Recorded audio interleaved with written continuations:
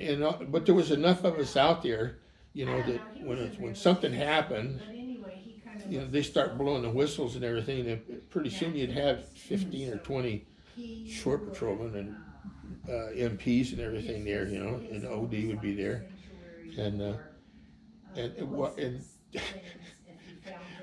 when this happened, and by and large, most of the service guys are pretty good. Really, you don't really have a lot of problems until they get drunk. Once they get drunk, inner rivalry between the services and everything. But a lot of it too was the fact that you were able to put civilian clothes on. So once you got civilian clothes on, it's kind of hard.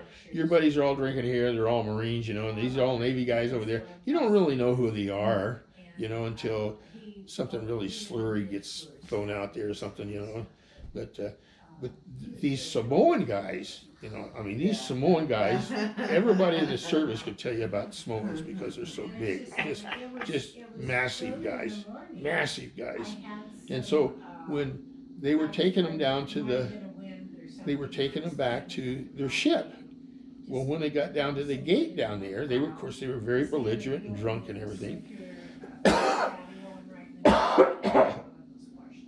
And the paddy wagon wanted to drop them off at the gate, let them take care of them from the gate on, whatever the OD wanted to do with them. He was going to throw them in a brig or just turn them loose to go to their ship or whatever. I don't know what he was going to do with them and everything. Well, that's when they decided they weren't going to go in. They wanted to go back out and party, So once they started the fighting, they just kept calling more and more guys over there. And eventually they got them. You got to wear you down sooner or later, But boy, I hate to think what happened to those guys, career-wise and everything because of that. Yeah, they could have gotten sent to what, Newport or what's that East Coast brig? Leavenworth. Yeah, they could have gotten sent. It's like I had, when I was on Sand Island there, I had my motorcycle and we couldn't park it on the base, so we had to park it out at the gate, and you just chained it up out at the gate and everything. And so we wound up,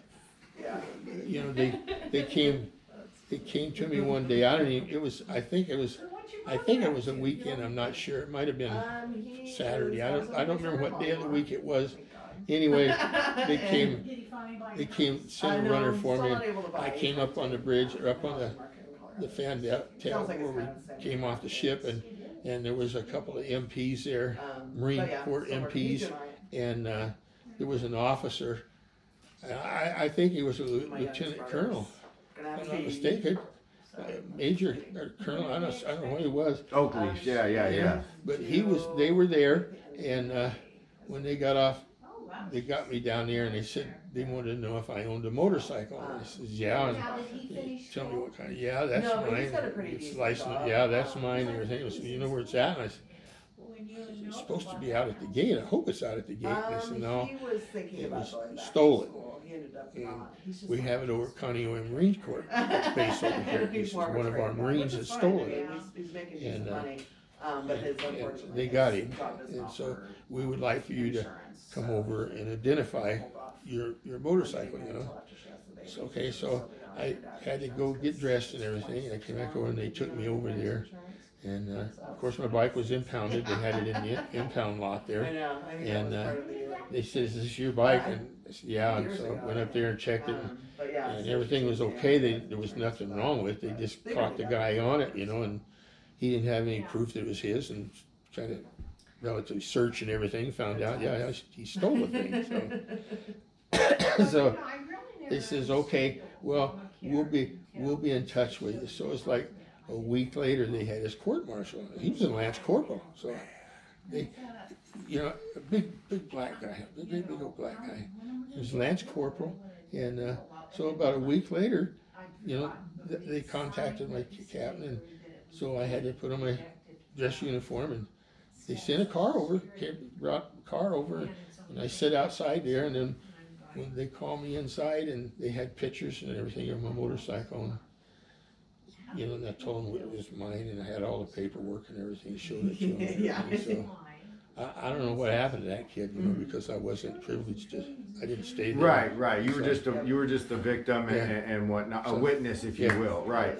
Now you say Conneaut Bay. Now you used to ride bear bronc. No, bulls. I rode a bull over there, You were and a then bull. Then we tried roping, and didn't have a horse, so we roped off of the motorcycle.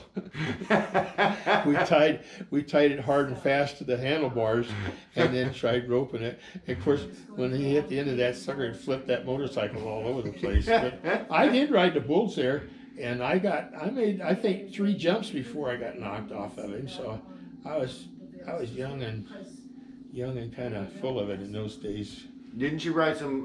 Didn't you do some rodeoing in California also a little bit before you went in or something like that? No. We belonged to a riding club called the Fresno County Westerners, and we got pictures. You'll see when you get into our albums and your genealogy and everything. We got pictures that mom's handing out some trophies, and it shows me on Jip the horse that I had was a barrel racer. And then we had some pictures of the parades and everything. One of Dad's friends, a guy by the name of Norman Ziegler, an old-time cowboy from the Fresno area there. You know, his whole life he was a cowboy, so that's why Dad kind of gravitated to those kind of people, because he was one himself years ago. And so we were riding, I think Kerman. It was either Kerman or Mendota or Fireball. One of those places out there had, you know, they always had rodeos in the summertime and everything, and so they always had parades. And so we were a big riding club. I mean, it was a nice riding club, and so some kids had some bean shooters or slingshots or something. I don't know what they had. I to this day I don't know what they had. But anyway, what was happening when the parades were coming, they were shooting the horses with these things, see? And the horses are start to buck and everything else. And so anyway, Norman caught him. You know, and he caught him and he jerked off his rope and he took off after him. Of course the kids are running, so and he's beating them kids with that rope. With that rope, he beat those kids. I bet you those kids never ever did that again. Cause what?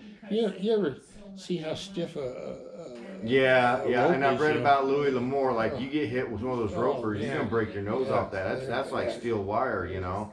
Now let's get into some fighting. How about you telling me some stories where you were on Midway there when you were sending supplies up to Kure Island or something like that? Kure Island, yeah. Yeah, and you were the only Coast Guardman on the whole entire island of Midway. When they built the Kure Island, the construction company was out of Honolulu. It was called Kikei Construction Company, and so they didn't put us out there. It was mostly the construction workers out there until it was about probably 9/10 finished. And once it was 9/10 finished, then they started putting us out there to start hooking up all the electronics, put the beds together, you know, the furniture and all the other stuff that we were allowed to have on it and everything. So what it was, I was an E5 storekeeper. So I did the payroll and ordered supplies. Well, I would go to Midway Island. My office and bed was over on Midway Island, but I also had a cubicle at Kure Island. So when I would fly over there, sometimes